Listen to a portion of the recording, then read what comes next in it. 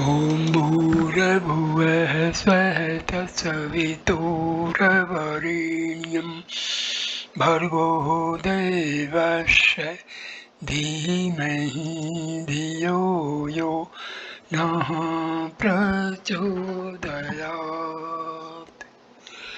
Namaskar, my dear friends. This is video number 19 on the Gospel of Sri Ramakrishna Parmahamsa. This video starts with proper time for spiritual unfoldment. Master, that is true. Distress of mind disappears forever. I shall tell you a few things about yoga. But you see, the mother bird does not break the shell until the chick inside the egg is matured. The egg is hatched in the fullness of time. It is necessary to practice some spiritual discipline. The Guru, no doubt, does everything for the disciple, but at the end he makes the disciple work a little himself. When cutting down a big tree, a man cuts almost through the trunk, then he stands aside for a moment and the tree falls down with a crash. The farmer brings water to his field through a canal from the river. He stands aside when only a little digging remains to be done to connect the field with the water. Then the earth becomes soaked and falls of itself, and the water of the river pours into the canal in torrents. A man is able to see God as soon as he gets rid of ego and other limitations. He sees God as soon as he is free from such feelings as I am a scholar, I am the son of such and such a person, I am wealthy, I am honorable, and so forth. God alone is real and all else unreal. The world is illusory, that is discrimination. One cannot assimilate spiritual instruction without discrimination. Through the practice of spiritual discipline, one attains perfection by the grace of God, but one must also labor a little. Then one sees God and enjoys bliss. If a man hears that a jar filled with gold is buried at a certain place, he rushes there and begins to dig. He sweats as he goes on digging. After much digging, he feels the spade strike something. Then he throws away the spade and looks for the jar. At the sight of jar, he dances for joy. Then he takes up the jar and pours out the gold coins. He takes them into his hand, counts them, and feels the ecstasy of joy. Vision touch enjoyment. Is not it so? Yes, sir. The master was silent a moment and then went on. Master, those who are my own will come here even if I scold them. Look at Narendra's nature. At first he used to abuse my mother Kali very much. One day I said to him sharply, Rascal, don't come here any more. He slowly left the room and prepared a smoke. He who is one's own will not be angry even if scolded. What do you say? That is true, sir. Master, Narendra is perfect from his very birth. He is devoted to the ideal of the formless God and smiling. Whenever he comes here, he brings along great excitement. Sri Ramakrishna smiled and said, Yes, excitement indeed. The following day was Tuesday. the Ekadasi day of the lunar fortnight. It was 11 o'clock in the morning, and the master had not yet taken his meal. And Rakhal and other devotees were sitting in the master's room. Master to M. One should fast on the 11th day of the lunar fortnight. That purifies the mind and helps one to develop love of God. Is not that so? M. Yes, sir. Master, but you may take milk and puffed rice. Don't you think so? Chapter 18 M at Dakshineswar Part 2 December 26, 1883. Sri Ramakrishna, accompanied by Manilal Malik M and several other devotees, was in a carriage on his way to Ram's new garden. The garden which Ram had recently purchased was next to Surendra's. Ram adored the master as an incarnation of God. He visited Sri Ramakrishna frequently at Dakshineswar. Manilal Malik was a member of the Brahmos mass. The Brahmos do not believe in divine incarnations. Master to Manilal.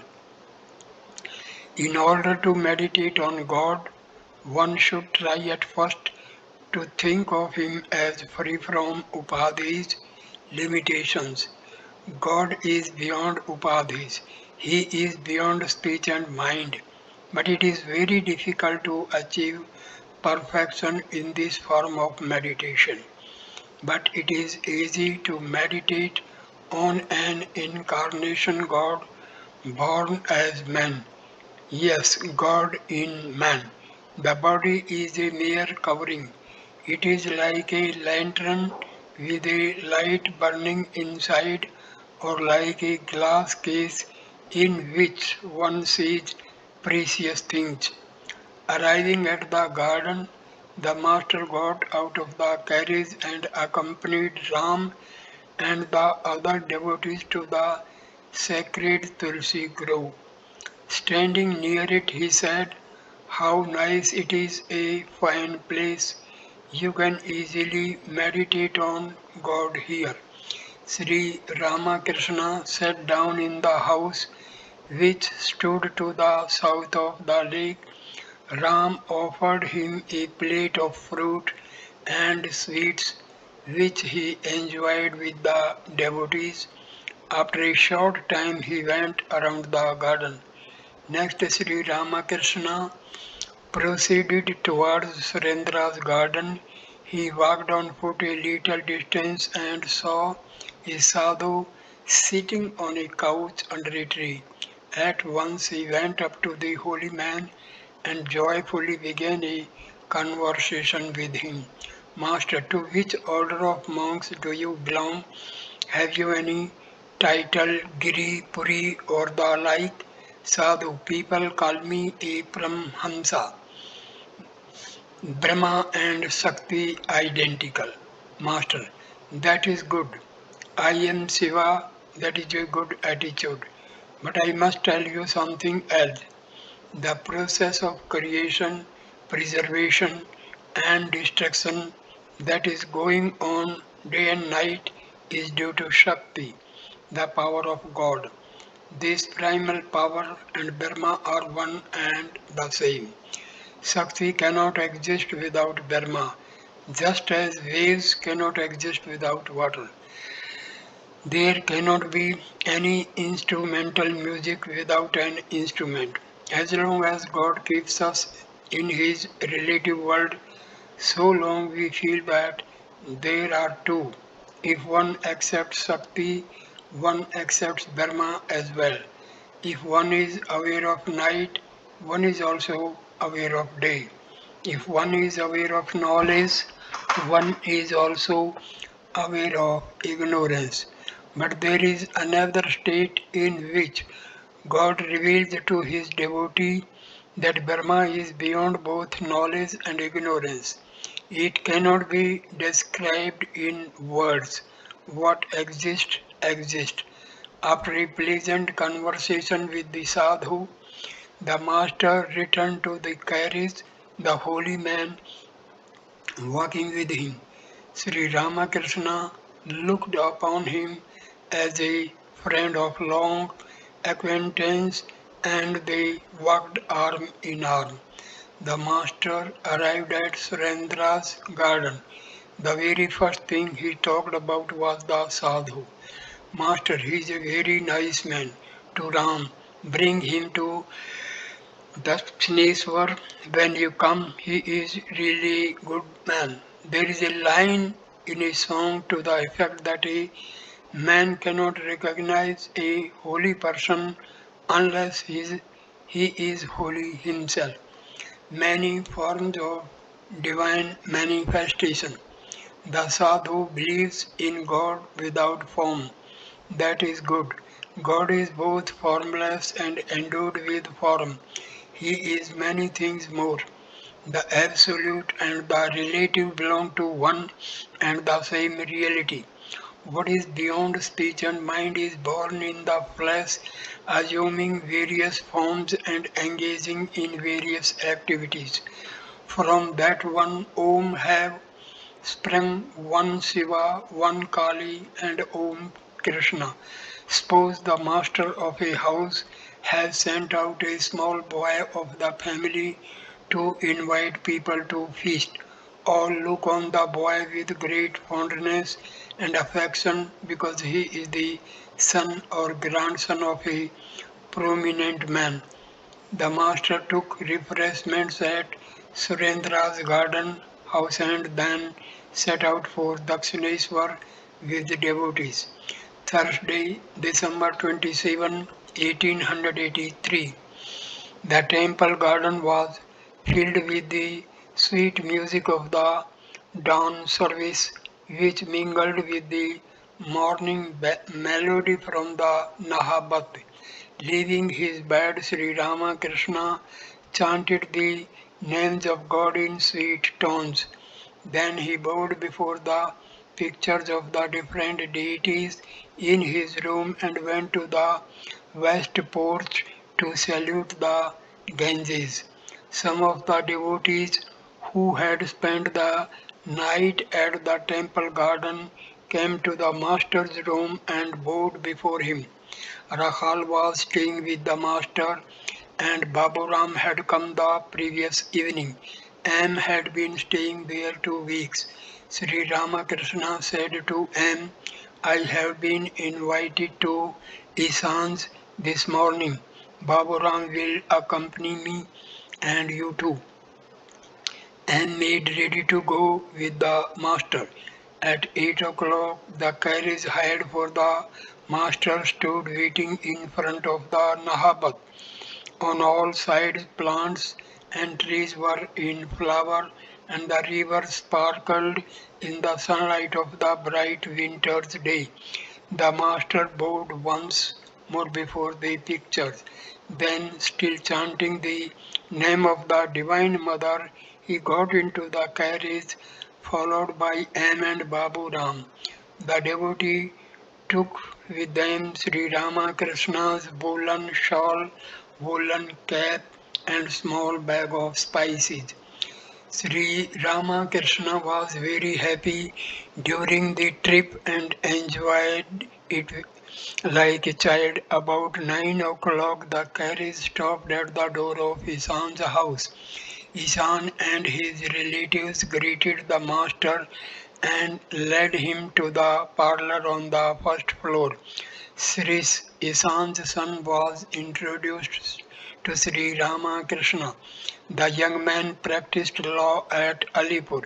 He had been a brilliant student, having stood first in two of the university examinations, but he was extremely modest. Master to Shrish, what is your profession? Shrish, I am practicing law at Alipur. Master to M, for such a man to be a lawyer. To Shrish, well, have you any questions to ask? Perhaps you want to know how to live unattached in the world. Is not it that so? Series under the pressure of duties, people do many unrighteous things in the world. Further, some are engaged in good work and some in evil. Is this due to their actions in previous births? Is that why they act this way?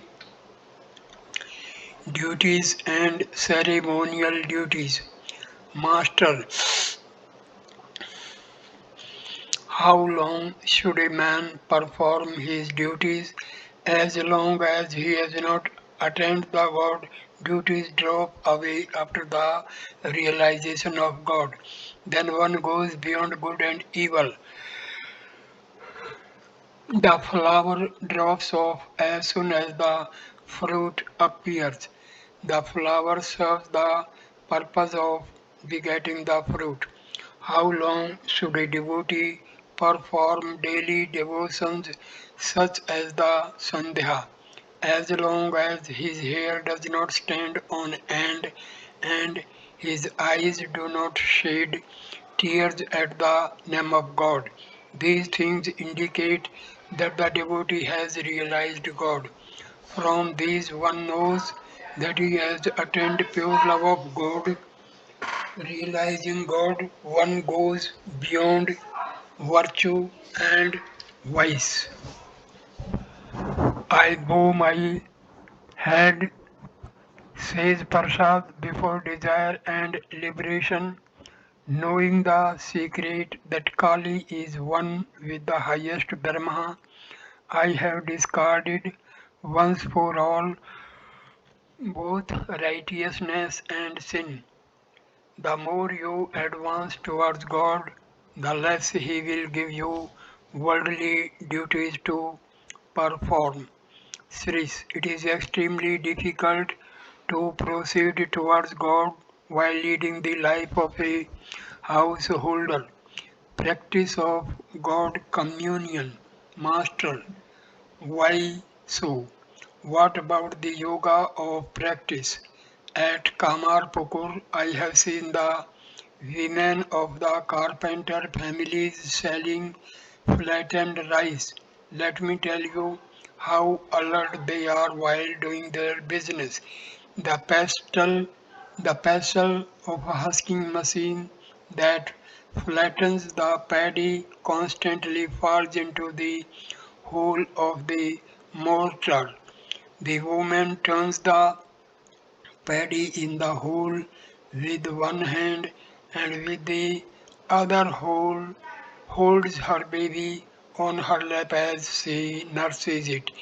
In the meantime, customers arrive, the machine goes on pounding the paddy, and she carries on her bargains with the customers. She says to them, pay the few pennies you owe me before you take anything more. You see, she has all these things to do at the same time: nurse the baby, turn the paddy as the pes- pestle pounds it, take the flattened rice out of the hole, and talk to the buyers. This is called the yoga of practice. 15 parts of her mind out of 16 are fixed on the pestle of the husking machine, lest it should pound her hand. With only one part of her mind, she nurses the baby and talks to the buyers. Likewise, he who leads the life of a householder should devote 15 parts of his mind to God, otherwise, he will face ruin and fall into the clutches of death. He should perform the duties of the world with only one part of his mind. A man may lead the life of a householder after attaining knowledge, but he must attain knowledge first. If the milk of the mind is kept in the water of the world, they get mixed. Therefore, he should turn the milk into curd and extract butter from it by churning it in solitude, then he may keep the butter in the water of the world. Therefore, you see, spiritual discipline is necessary. When the aswatha tree is a mere sapling, it must be enclosed by a fence, otherwise the cattle will eat it. But the fence may be taken away when the grows thick and strong. Then even an elephant try to the tree cannot harm it. Necessity of spiritual discipline. Therefore, at the beginning, the aspirant should go into solitude now and then. Spiritual discipline is necessary. You want to eat rice, suppose you sit down somewhere and say, wood contains fire and fire cooks rice. Can saying it cook the rice? You must get two pieces of wood and by rubbing them together bring out the fire. By eating siddhi, one becomes intoxicated and feels happy. But suppose you have not eaten the stuff or done anything else with it, you simply sit down somewhere and mutter siddhi, siddhi. Will that intoxicate you or make you happy? You may learn a great deal from books, but it is all futile if you have no love for God and no desire to realize Him. A mere Pandit without discrimination and renunciation has his attention fixed on woman and gold. The vulture soars very high, but its eyes are fixed on the charnel pit. That alone is knowledge through which one is able to know God. All else is futile. Well, what is your idea about God, Srish? Sir, I feel that there is an all-knowing person. We get an indication of his knowledge by looking at his creation. Let me give an illustration. God has made devices to keep fish and other aquatic animals alive in cold regions. As water grows colder, it gradually shrinks. But the amazing thing is that just before turning into ice, the water becomes light and expands. In the freezing cold, fish can easily live in the water of a lake. The surface of the lake may be frozen, but the water below is all liquid. If a very cool breeze blows, it is obstructed by the ice. The water below remains warm. Master, that God exists may be known by looking at the universe, but it is one thing to hear of God, another thing to see God, and still another thing to talk to God. Some have heard of milk, some have seen it, and some again have tasted it. You feel happy when you see milk, you are nourished and strengthened when you drink it. You will get peace of mind only when you have seen God. You will enjoy bliss and gain strength only when you have talked to Him. Sris, we do not have time to pray to God. Master with a smile, that is true. Nothing comes to pass except at the right time. Going to bed, a child said to his mother, Mother, please wake me up when I feel the call of nature. My son, said the mother, that earth itself will wake you up. I don't have to wake you. It is all decided beforehand by God what each one shall receive. A mother-in-law used to measure rice with a dish for her daughters-in-law, but it was not enough for them. One day the dish was broken and that made the girls happy. But the mother-in-law said to them, Children, you may shout and dance, but I can measure the rice with the palm of my hand. Self surrender to God, to Sris. Surrender everything at the feet of God. What else can you do? Give him the power of attorney. Let him do whatever he thinks best. If you rely on a great man, he will never injure you. Illustrate Illustration of monkey and kitten. It is no doubt necessary to practice spiritual discipline, but there are two kinds of aspirants. The nature of the one kind is like that of the young monkey, and the nature of the other kind is like that of the kitten. The young monkey, with great exertion, somehow clings to its mother. Likewise, there are some aspirants who think that in order to realize God, they must repeat His name a certain number of times, meditate on Him for a certain period, and practice a certain amount of austerity.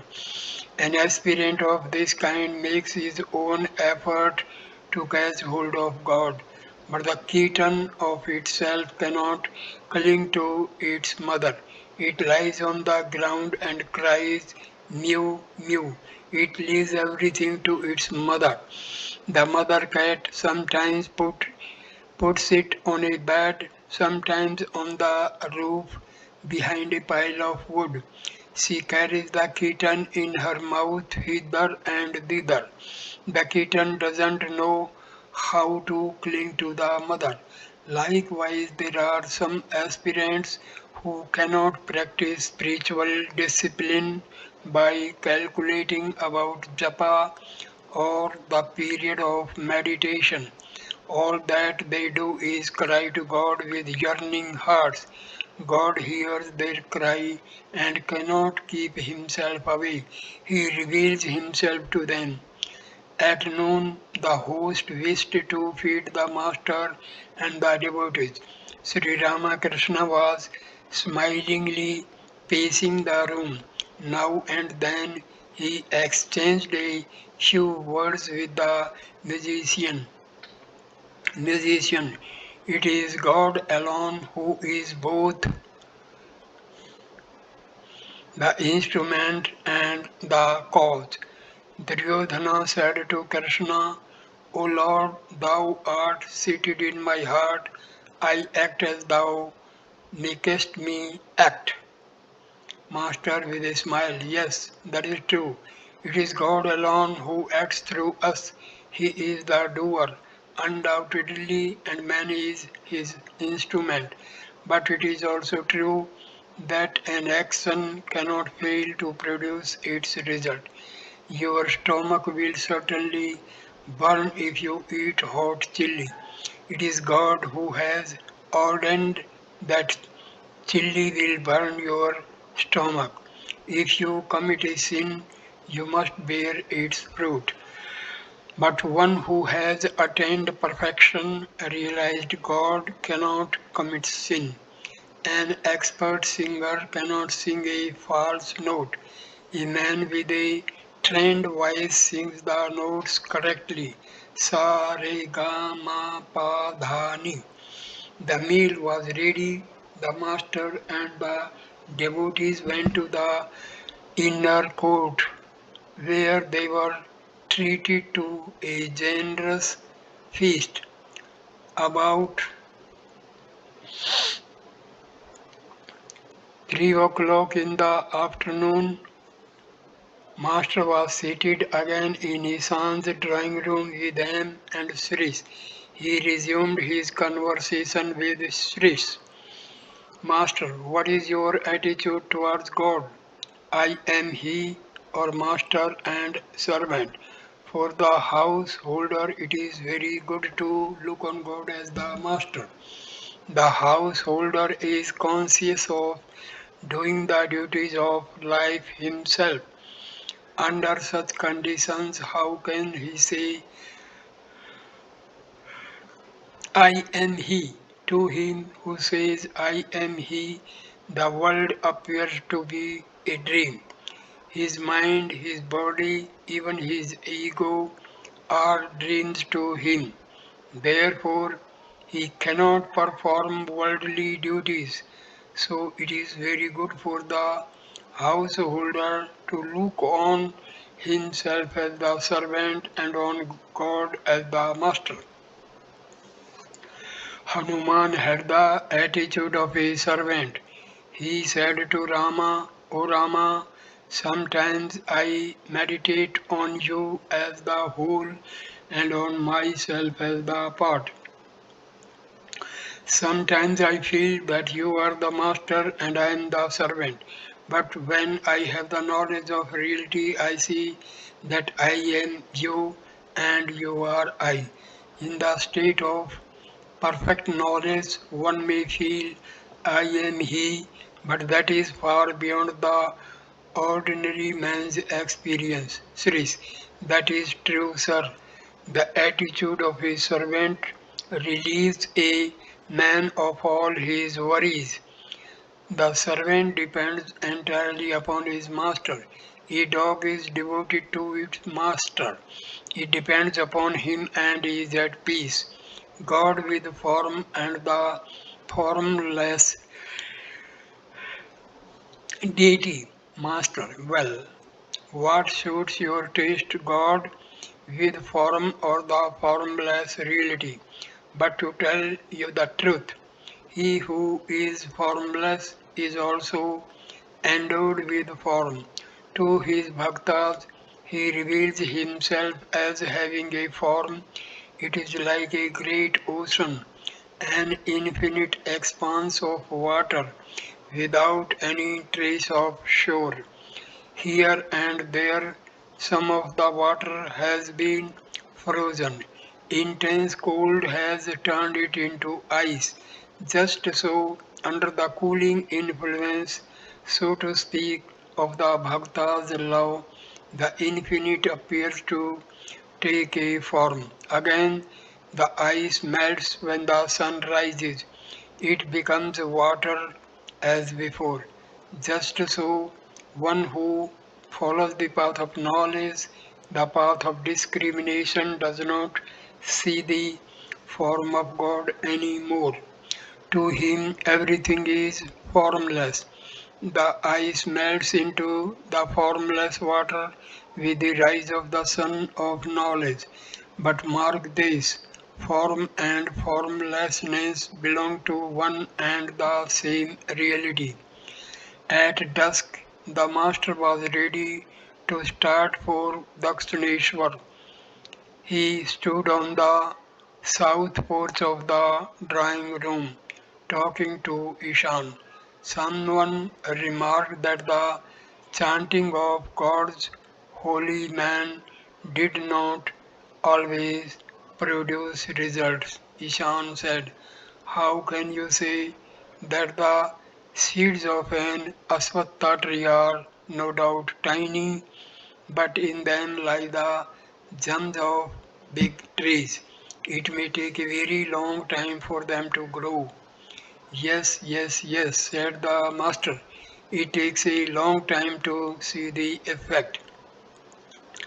Next to Ishan's was his father-in-law's house. Sri Ramakrishna stood at the door of this house, ready to get into the carriage. Ishan and his friends stood around to bid him adieu. Sri Ramakrishna said to Ishan, you are living in the world as a mudfish lives in the mud. It lives in the mud, but its body is not stained. There are both Vidya and Avidya in this world of Maya, who may be called a Paramahamsa, he who, like a swan, can take the milk from a mixture of milk and water, leaving aside the water. He who, like an ant, can take the sugar from a mixture of sugar and sand, leaving aside the sand. It was evening. The master stopped at Ram's house on his way to Dakshineshwar. He was taken to the drawing room and there he engaged in conversation with Mahendra Goswami. Mahendra belonged to the Vaishnava sect and was Ram's neighbor. Sri Ramakrishna was fond of him.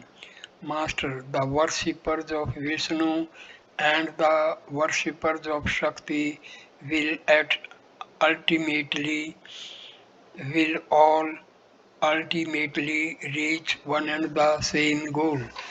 The ways may be different. The true Vaishnavas do not criticize the Shaktas. Goswami smiling, Shiva and Parvati are our father and mother. Sri Ramakrishna, out of his stock of a dozen English words, said sweetly, "Thank you." Then he added, "Yes, father and mother." Goswami, besides, it is a sin to criticize anyone, especially a devotee of God. All sins may be forgiven, but not the sin of criticizing a devotee. Master, but this idea of sin does not by any means affect all. For instance, the Ishwar Kotis, such as incarnations of God, are above sin. Sri Chaitanya is an example. A child walking on a narrow ridge and holding to his father may slip into the ditch, but that can never happen if the father holds the child by the hand. The Master's prayer for pure love. Listen, I prayed to the Divine Mother for pure love. I said to her, "Here is thy righteousness, here is thy unrighteousness. Take them both and give me pure love for thee. Here is thy purity, here is thy impurity. Take them both and give me pure love for thee. O Mother, here is thy virtue, here is thy vice. Take them both and give me pure love for thee." Goswami, yes sir, that is right. Unswerving devotion to God, Master. You should undoubtedly bow before all views, but there is a thing called unswerving devotion to one ideal. True, you should salute everyone, but you must love one ideal with your whole soul. That is unswerving devotion. Hanuman could not take delight in any other form than that of Rama. The gopis had such single-minded love for the cowherd Krishna of Vrindavan that they did not care to see the turbaned Krishna of Dwarka. A wife may serve her husband's brothers by fetching water or in other ways, but she cannot serve them in the way she does her husband. With him she has a special relationship. Ram treated the master to sweets. Sri Ramakrishna was ready to start for Dakshineshwar. He put on his woolen shawl and cap and got into the carriage with M. And the other devotees, Ram and his friends, saluted the master. Saturday, December 29, 1883. It was the day of the new moon, auspicious for the worship of the Divine Mother. At 1 o'clock in the afternoon, Sri Ramakrishna got into a carriage to visit the temple of Kali at Kali Ghat. He intended to stop at Adhar's house on the way, since Adhar was to accompany him to the temple. While the carriage was waiting near the north porch of the master's room, and went to the master and said, "Sir, may I also go with you?" "Master, why? I should like to visit my home in Calcutta." Sri Ramakrishna reflected a moment and said, "Must you go home? Why, you are quite all right here." M. wanted to see his people a few hours, but evidently the master did not approve. Sunday, December 30, 1883, at 3 o'clock in the afternoon, while M was walking up and down under a tree, a devotee came to him and said that the master had sent for him, and went to Sri Ramakrishna's room and found a number of devotees there. He saluted the master. Ram, Kedar, and other had arrived from Calcutta. Ram had brought with him the Vedantist monk whom the master had visited near his garden a few days earlier.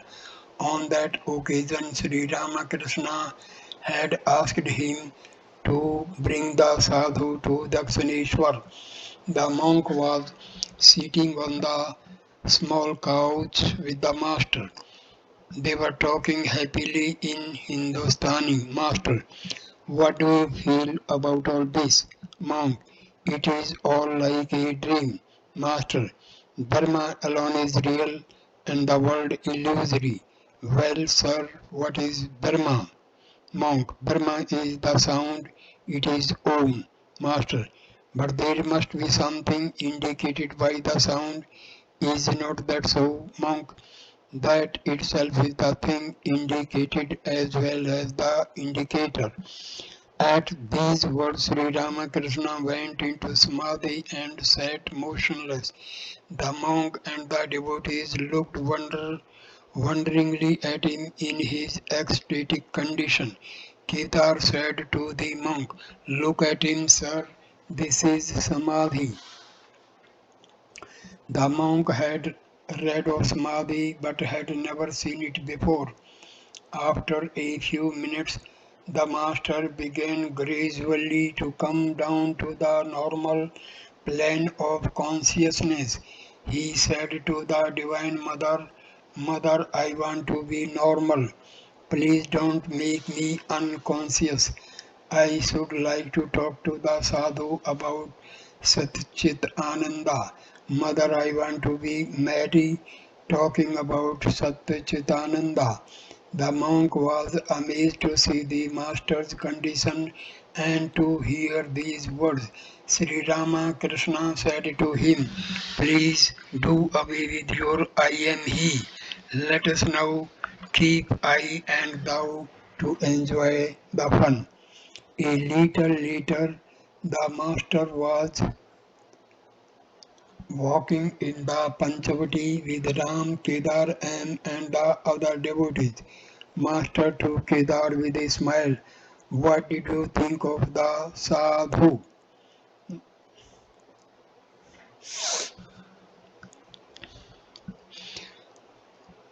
Kedar: it is all dry knowledge. The pot has just been put on the fire, but as yet there is no rice in it. Master: that may be true, but he has renounced everything. He who has renounced the world has already made great progress. The sadhu belongs to the stage of the beginner. Nothing can be achieved without the realization of God. When a man is intoxicated with ecstatic love of God, he does not take delight in anything else. Then cherish my precious mother Shama tenderly within, O mind. May you and I alone behold her, letting no one else intrude. Kedar repeated the words of a song in keeping with the master's feeling. How shall I open my heart, O friend? It is forbidden me, it is forbidden me to speak. I am about to die for lack of a kindred soul to understand my misery. Sri Ramakrishna returned to his room. About 4 o'clock, the door of the Kali temple was opened, and the master walked to the temple with the monk and accompanied them. Entering the inner chamber, the master prostrated prostrate himself reverently before the image. The monk with folded hands also bowed his head repeatedly before Kali. Master, what do you think of Kali? Monk with devotion. Kali is supreme. Master, Kali and Brahma are identical. Is that not so? Monk, as long as one's mind is turned to the outer world, one must accept Kali. As long as a man sees the outer world and discriminates between good and evil, he must accept good and reject evil. To be sure, all names and forms are illusory, but as long as the mind sees the outer world, the aspirant must give up woman. The ideas of a good and evil are applied to one who is still a student on the path, otherwise he will stray away from the path of righteousness. This thus conversing, the master and the monk returned from the temple. Master to M. Did you notice that the sadhu bowed before Kali? M. Yes, sir. Monday, December 31, 1883. At 4 o'clock in the afternoon, the master was sitting in his room and with M. Rakhal, Latu, Haris and other devotees. Addressing M and Balram, the master said, Haldhari followed the path of knowledge. Day and night he used to study the Upanishads, the Adhyatma, Ramayana, and similar books on Vedanta. He would turn up his nose at the mention of the forms of God. Once I ate from the leaf plates of the beggars. At this, Haldhari said to me, how will you be able to marry your children? I said, you rascal, shall I ever have children? May your mouth that repeats words from the Gita and the Vedantas be blighted. Just fancy, he declared that the world was illusory and again would meditate in the temple of Vishnu with turned up nose. In the evening, Balram and the other devotees returned to Calcutta. The master remained in his room, absorbed in contemplation of the Divine Mother. After a while, the sweet music of the evening worship in the temples was heard. A little later, the master began to talk to the mother in a tender voice that touched the heart of him who was seated on the floor.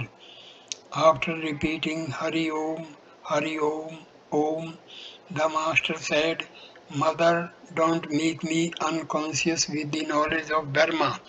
Mother, I do not want Brahmajnana. I want to be merry. I want to play. Again he said, Mother, I don't know the Vedanta, and Mother, I don't even care to know the Vedas and the Vedanta. Remain so far below when thou art realized. O Divine Mother, then he said, O Krishna, I shall say to thee, eat my child, take this, my child. O Krishna, I shall say to thee, my child, thou hast assumed this body for my sake. Wednesday, January 2, 1884. Rakhal, Latu, Haris, Ramlal and M had been staying with Sri Ramakrishna at the temple garden. About 3 o'clock in the afternoon, M found the master on the west porch of his room, engaged in conversation with a tantric devotee. The tantric was wearing an ochre cloth. Sri Ramakrishna asked M to sit by his side. Perhaps the master intended to instruct him through his talk with the tantric devotee. Mahima Chakravarti had sent the letter to the master. Master to the tantric. It is a part of the tantric discipline to drink wine from a human skull. This wine is called Karna. Is not that so? Tantric, yes, sir, master. But I cannot touch wine at all. Tantric, you have spontaneous divine bliss.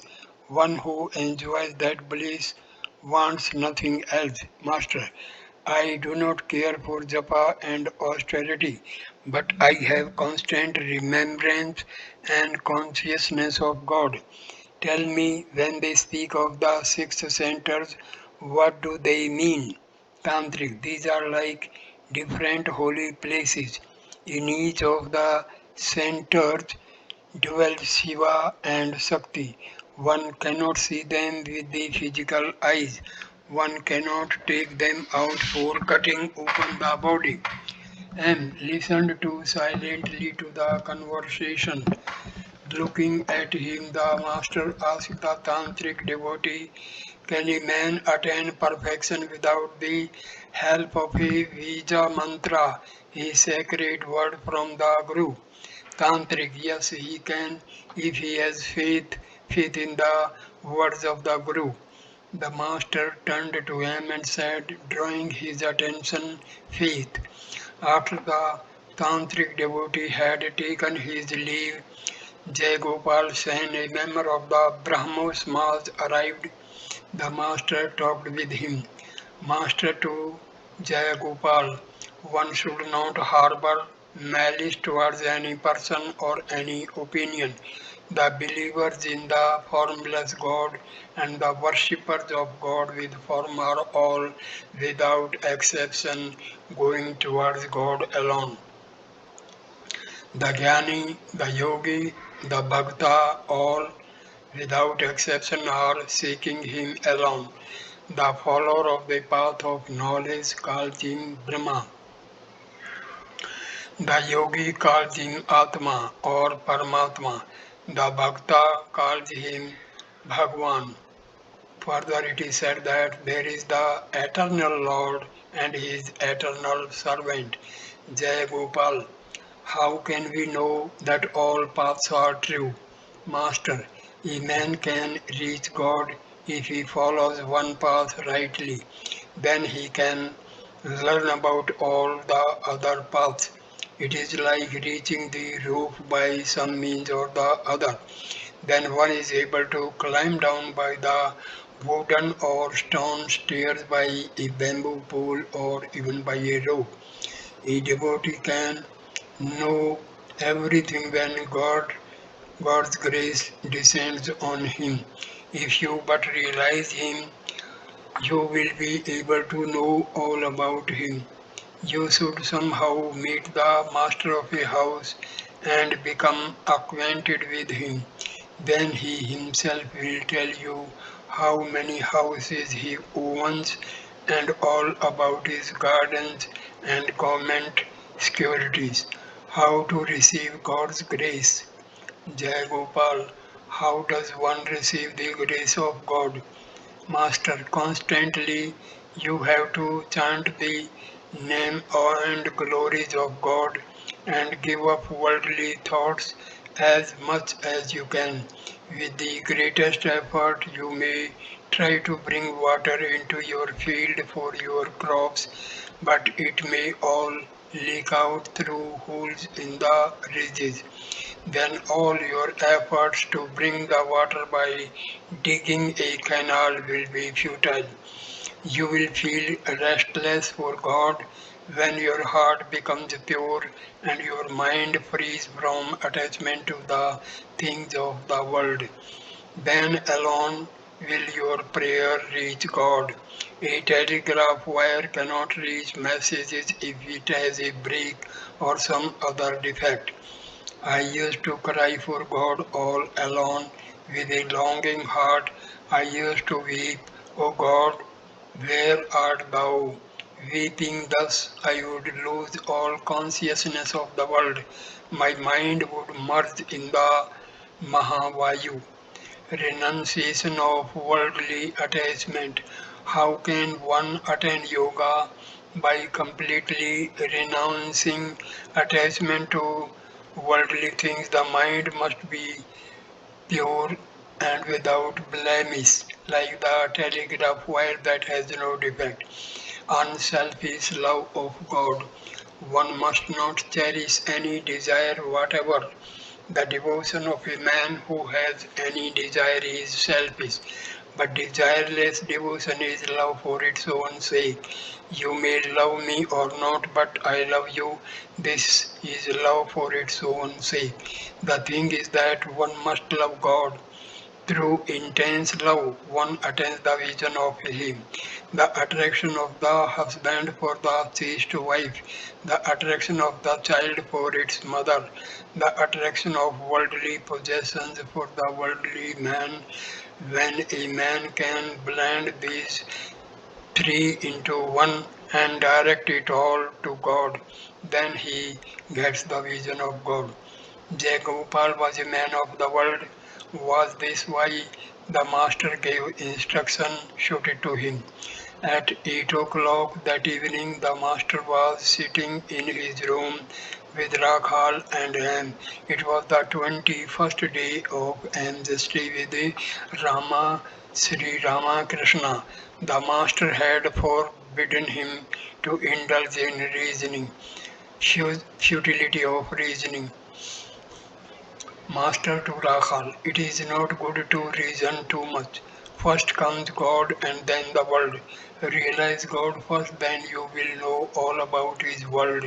To M and Rakhal, if first one is introduced to Jadu Malik, then one can know everything about him, the number of his houses, gardens, government securities, and so on. For this reason, the Rishi Narada advised Valmiki to repeat the word Mara. Ma means God and Ra the world. First comes God and then the world.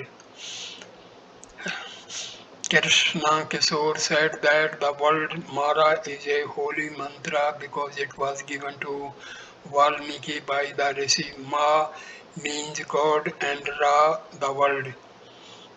Therefore, like Valmiki, one should at first renounce everything and cry to God in solitude with a longing heart. The first thing necessary is the vision of God. Then comes reasoning about the scriptures and the world to M. That's why I have been telling you not to reason anymore. I came from the pine grove to say that to you. Through too much reasoning, your spiritual life will be injured. You will at last become like Hazra.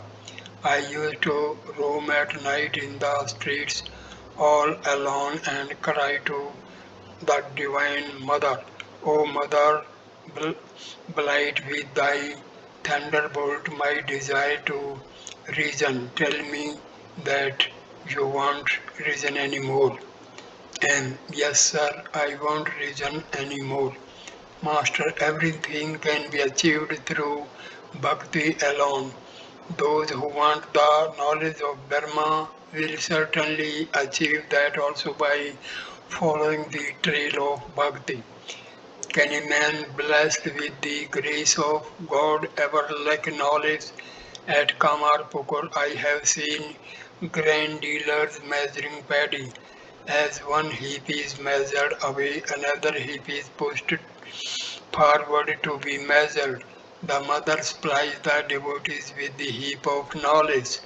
After attaining God, one looks on a Pandit as mere straw and dust. Padamlochan said to me, what does it matter if I accompany you to a meeting at the house of a fisherman? With you I can dine even at the house of a pariah. Everything can be realized simply through love of God. If one is able to love God, one does not lack anything. Kartika and Ganesha were seated near Bhagavati, who had a necklace of gems around her neck. The Divine Mother said to them, I will present this necklace to him who is the first to go around the universe. Thereupon Kartika, without losing a moment, set out on the peacock. His carrier Ganesha, on the other hand, in a leisurely fashion went around the Divine Mother and prostrated himself before her. He knew that she contained within herself the entire universe. The Divine Mother was pleased with him and put the necklace around the neck. After a long while, Kartika returned and found his brother seated there with the necklace on. The master's visions. Weeping, I prayed to the Mother, O Mother, reveal to me what is contained in the Vedas and the Vedanta. Reveal to me what is in the Purana and the Tantra. One by one, she has revealed all these to me. Yes, she has taught me everything. Oh, how many things she has shown me. One day she showed me Shiva and Shakti everywhere. Everywhere I saw the communion of Shiva and Shakti. Shiva and Shakti existing in all living things, man, animals, trees, plants. I saw them in the communion of all male and female elements. Another day I was shown heaps of human heads, mountain high. Nothing else existed, and I was seated alone in their midst. Still another day she showed me an ocean, taking the form of a salt doll. I was going to measure its depth. While doing this, through the grace of the Guru, I was turned to stone. Then I saw a ship and at once got into it. The helmsman was the Guru. I hope you pray every day to Satchitananda, who is the Guru. Do you? And yes, sir, Master. The Guru was the helmsman in that boat. I saw that I and you were two different things. Again, I jumped into the ocean and was changed into a fish. I found myself swimming joyfully in the ocean of Satchitananda. These are all deep mysteries. What can you understand through reasoning? You will realize everything when God Himself teaches you. Then you will not lack any knowledge. Friday, January 4, 1884. Sri Ramakrishna was sitting in his room. M was still staying with the master, devoting his time to the practice of spiritual discipline. He had been splendid. He had been spending a great part of the each day in prayer and meditation under the bell tree where the Master had performed great austerities and had seen many wonderful visions of God. Master exhorts M not to reason and different attitudes towards God. Master to M, don't reason anymore. In the end, reasoning only injures the aspirant. One should assume a particular attitude towards God while praying to Him, the attitude of friend or servant or son or hero. I assume the attitude of a child. To me, every woman is my mother. The divine Maya, seeing this attitude in an aspirant, moves away from his path out of sheer shame. The attitude of hero is extremely difficult. The Shaktas and the Bauls among the Vaishnavas follow it. but it is very hard to keep one's spiritual life pure in that attitude. One can assume other attitudes towards God as well as the attitude in which the devotee serenely contemplates God as the Creator, the attitude of service to Him, the attitude of friendship, the attitude of motherly affection, or the attitude of conjugal love. The conjugal relationship, the attitude of a woman to her husband or sweetheart contains all the rest: serenity, service, friendship, and motherly affection to M. Which one of these appealed to your mind? M. I like them all, Master. When one attains perfection, one takes delight in all these relationships. In that state, a devotee has not the slightest trace of lust. The holy books of the Vaishnavas speak of Chandidas and washermen. Their love was entirely free from lust. In that state, a devotee looks on himself as a woman. He does not regard himself as a man. Sanatana Goswami refused to see Mirabai because she was a woman.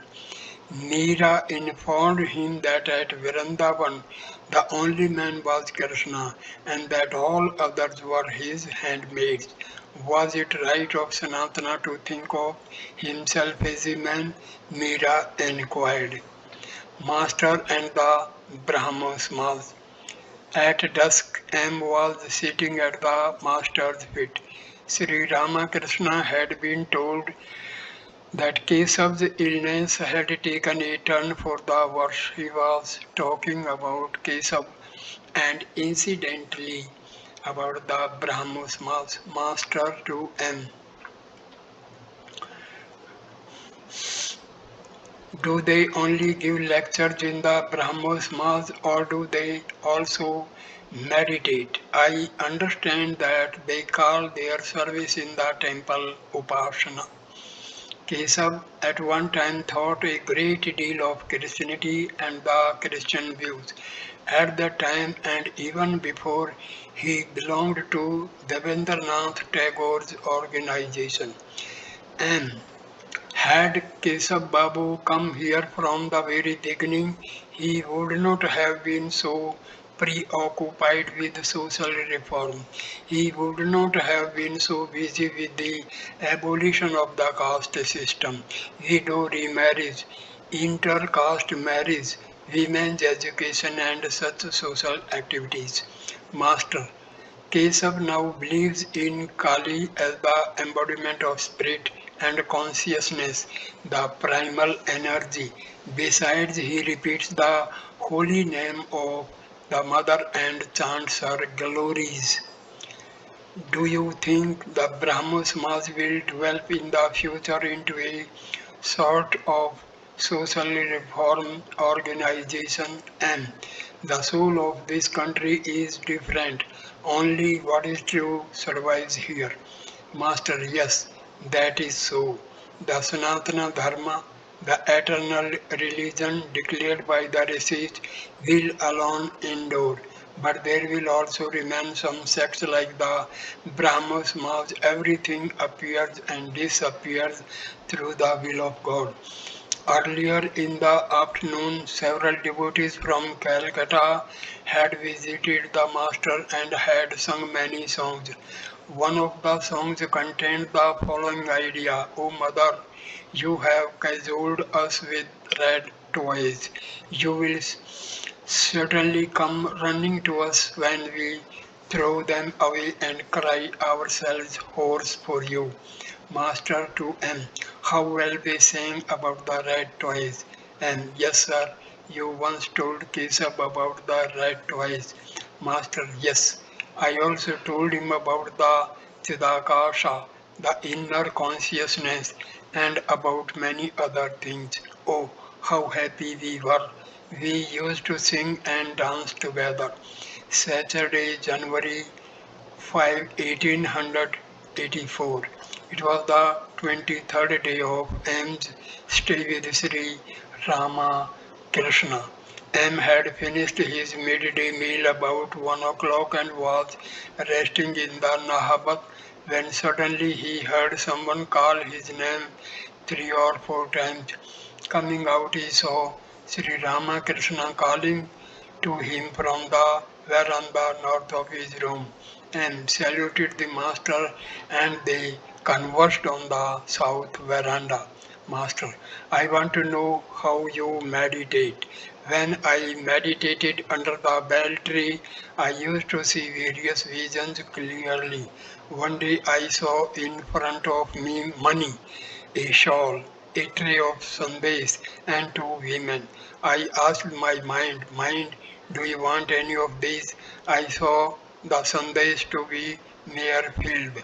One of the women had a big ring in her nose. I could see both their inside and outside entrails filled bone, flesh and blood. The mind did not want any of these money, shawl, sweets or women. It remained fixed at the lotus feet of God. A small balance has 2 needles, the upper and the lower.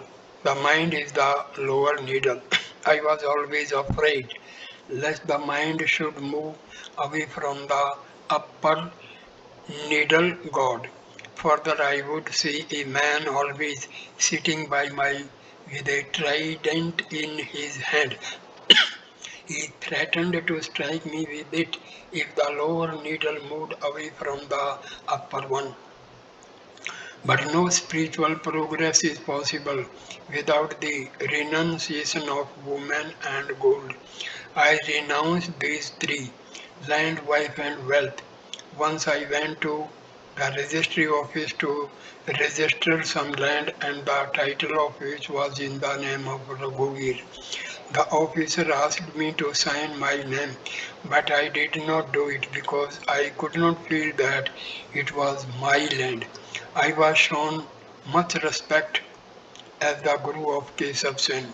They presented me with mangoes, but I could not carry them home.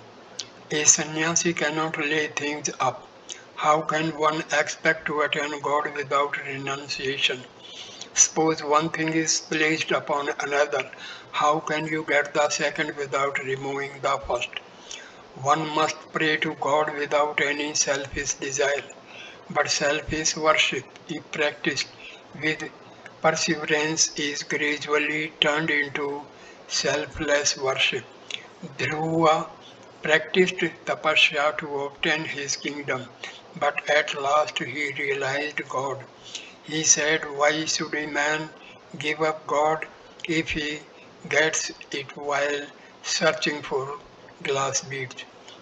Master and philanthropy. God can be realized when a man acquires sattva. Householders engage in philanthropic work such as charity, mostly with a motive. That's not good.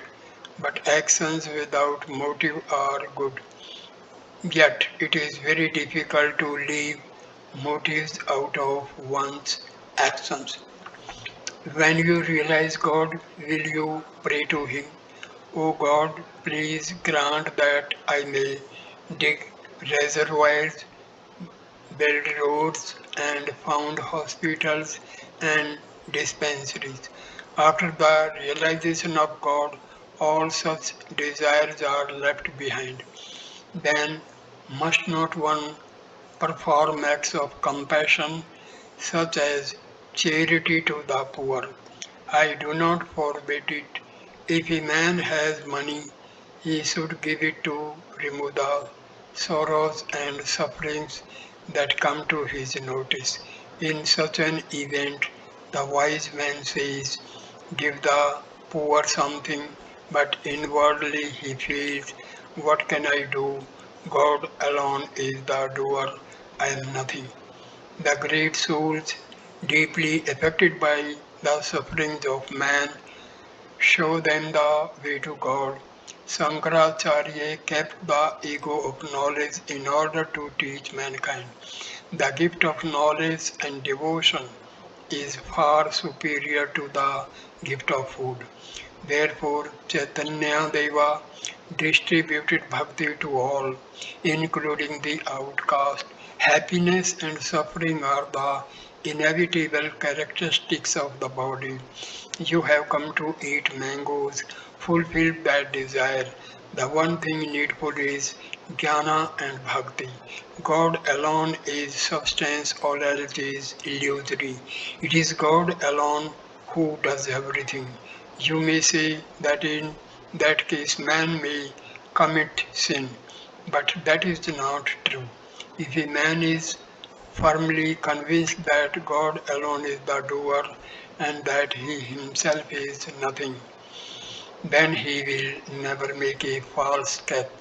Meaning of free will.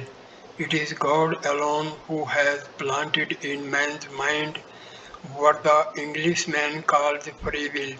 People who have not realized God become engaged in more and more sinful actions if God had not planted in them the notion of free will.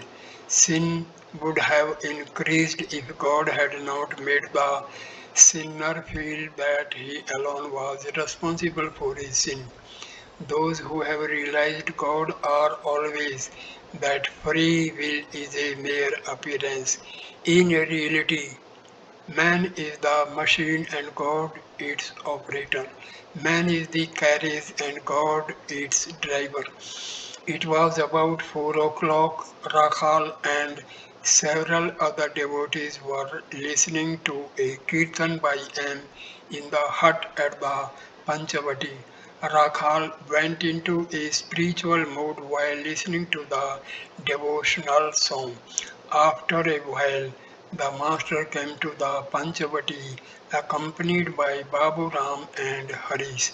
Other devotees followed Rakhal. How well he, referring to M, sang Kirtan for us. He made us all very happy. The master sang in an ecstatic mood.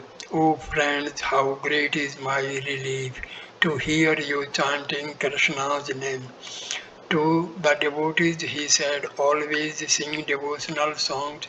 Continuing he said, to love God and live in the company of the devotees, that is all. What more is there? He said again. What Krishna went to Mathura, Yasoda came to Radha, who was absorbed in meditation. Afterwards, Radha said to Yasoda, I am the primordial energy. Ask a boon of me. Ask a boon of me. What other boon shall I ask of you? Said Yasoda. Only bless me that I may serve God with my body, mind, and tongue, that I may behold his devotees with these eyes, that I may meditate on him with this mind, and that I may chant his name and glories with this tongue. But those who are firmly established in God may do as well without the devotees. This is true of those who feel the presence of God both within and without. Sometimes they don't enjoy the devotees' company. You don't whitewash a wall inlaid with mother of pearl, the time won't stick. The master returned presently from the Panchavati talking to M. Master, you have the voice of a woman. Can't you practice a song such as this? Tell me, friend, how far is the grove where Krishna, my beloved, dwells? To M. Pointing to Babu Ram, you see, my own people have become strangers. Ramlal and my other relatives seem to be foreigners, and strangers have become my own. Don't you notice how I tell Babu Ram to go and wash his face? The devotees have become relatives. Looking at the Panchavati, I used to sit there. In course of time I became mad. That phase also passed away. Kala Shiva is Brahma. That which sports with Kala is Kali, the primal energy. Kali moves even the immutable. Seeing this, the Master saying, my mind is overwhelmed with wonder, pondering the Mother's mystery. Her very name removes the fear of Kala, death himself. Beneath her feet lies Mahakala. Then he said to him, today is Saturday. Go to the temple of Kali. As the master came to the bakul tree, he spoke to him again. Chidatma and Chitta Shakti. The Purusa is the Chidatma and Prakriti the Chitta Shakti. Sri Krishna is the Chidatma and Sri Radha the Chitta Shakti. The devotees are so many forms of the Chitta Shakti. They should think of themselves as companions or handmaids of the Chitta Shakti Sri Radha. This is the whole gist of the thing. After dusk, Sri Ramakrishna went to the Kali temple and was pleased to see them meditating there. The evening worship was over in the temples. The master returned to his room and sat on the couch, absorbed in meditation on the Divine Mother. M sat on the floor. There was no one else in the room. The master was in samadhi. He began to come gradually down to the normal plane. His mind was still filled with the consciousness of the Divine Mother. In that state, he was speaking to her like a small child making importunate demands on his mother. He said in a piteous voice, Mother, why have not you revealed to me that form of yours, the form that bewitches the world? I pleaded with you so much for it, but you would not listen to me. You act as you please. The voice in which these words were uttered was very touching. He went on, Mother, one needs faith. Away with this wretched reasoning. Let it be blighted. One needs faith, faith. In the words of the Guru, childlike faith. The mother says to her child, a ghost lives there, and the child is firmly convinced that the ghost is there. Again, the mother says to the child, a holy man is there, and the child is sure of it. Further, the mother says, pointing to a man, he is your elder brother, and the child believes that the man is 125% his brother. One needs faith. But why should I blame them, mother? What can they do? It is necessary to go through reasoning once. Did not you see how much I told him about it the other day? But it all proved useless. Master's prayer to the Divine Mother. The master was weeping and praying to the mother in a voice choked with emotion. He prayed to her with tearful eyes for the welfare of the devotees. Mother, may those who come to you have all their desires fulfilled, but please don't make them give up everything at once, mother. Well, you may do whatever you like in the end. If you keep them in the world, mother, then please reveal yourself to them now and then. Otherwise, how will they live? How will they be encouraged if they don't see you once in a while? But you may do whatever you like in the end. Advice to M. The master was still in the ecstatic mood. Suddenly he said to M, look here, you have had enough of reasoning. No more of it. Promise that you won't reason any more. M with folded hands, yes sir, I won't. Master, you have had enough of it. When you came to me the first time, I told you your spiritual ideal. I know everything about you, do I not? And with folded hands, yes, sir. Master, yes, I know everything. What your ideal is, who you are, your inside and outside, the events of your past lives and your future, do I not? And with folded hands, yes, sir. Master, I scolded you on learning that you had a son. Now go home and live there. Let them know that you belong to them. But you must remember in your heart of hearts that you do not belong to them, nor they to you. And set in a silence, the master went on instructing him. Master, you have now learned to fly, but keep your loving relationship with your father. Can't you prostrate yourself before him? And with folded hands, yes, sir, I can. Master, what more shall I say to you? You know everything. You understand, don't you? And sat there without uttering a word. Master, you have understood, have not you? And yes, sir, I know. I now understand a little, Master. No, you understand a great deal. Rakhal's father is pleased about his staying here and remained with folded hands, Master. Yes, what you are thinking will also come pass. Sri Ramakrishna now came down to the normal state of mind. Rakhal and Ramlal entered the room. At the master's bidding, Ramlal saying, who is the woman yonder who lights the shield of battle?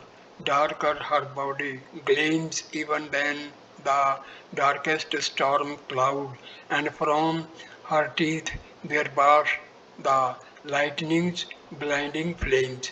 He sang again, who is this terrible woman dark as the sky at midnight?